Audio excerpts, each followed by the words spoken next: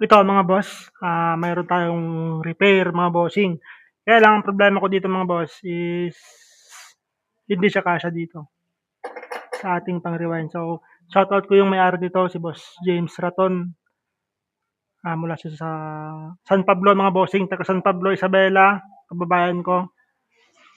Ito kasi gusto kong dagdagan ng rewind. Ang problema ko naman mga boss, hindi kasya.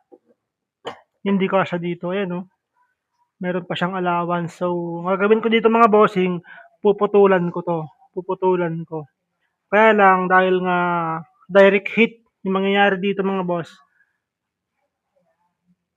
Ito.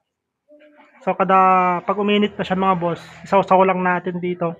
Ganun yung nakita kong discard dito mga boss. Para hindi magbitak-bitak yung yung magnetic wire, lalong-lalo na yung primary.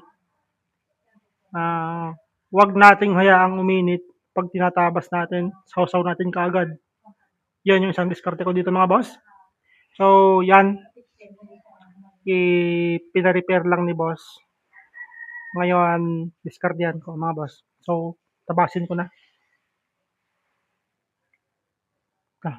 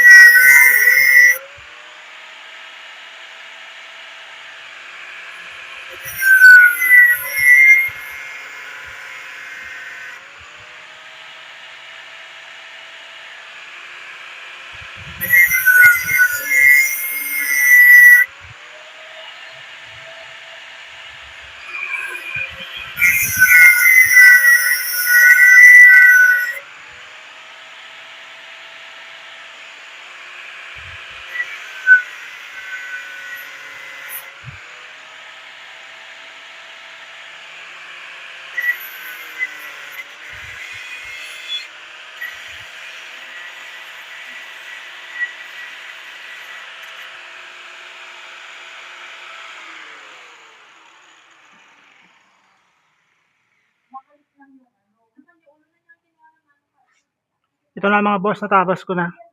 So, yung pagtatabas ko ng mga boss, yung paghawak ko ng grinder, huwag nyo lang problemahin yun.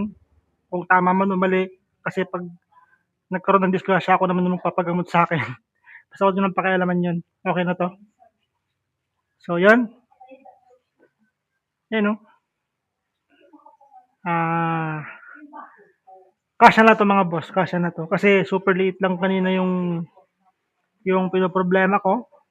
Kasya na to mga boss. Basta konting adjustment na lang to. Kasya na to. So, shoutout ko yung may-ari, si boss James Raton.